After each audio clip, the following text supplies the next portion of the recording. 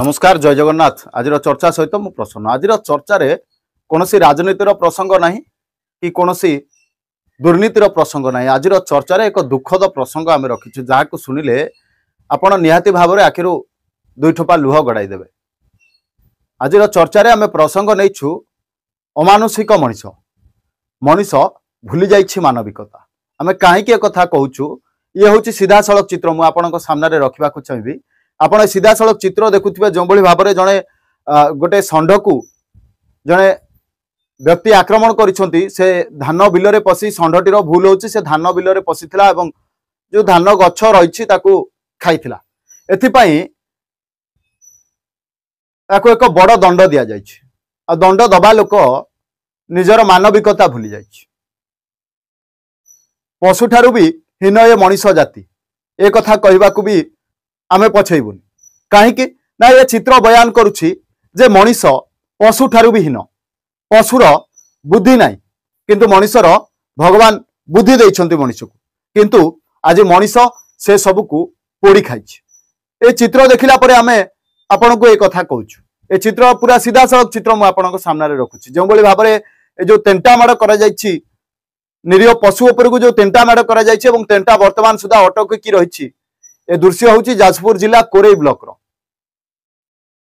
धान बिल में षंढटीर भूल थिला कि से धान बिल में पशि धान गछ गुड़िक खाउथिला।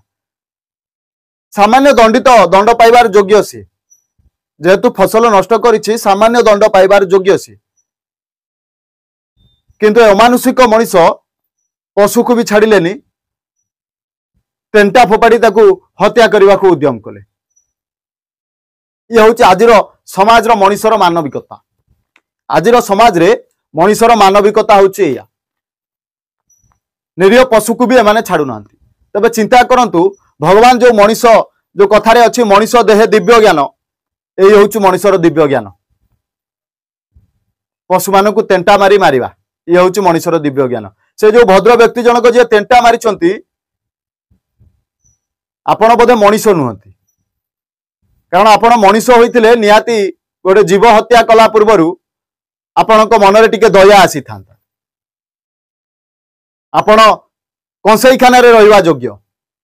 जोठी मुसलमान संप्रदायर लोक माने गोमाता को हत्या करती आपण सही जगह रे रहिबा पई योग्य। कंसेईखाना रे आपण को स्थान साधारण जनता मध्य रे नुह।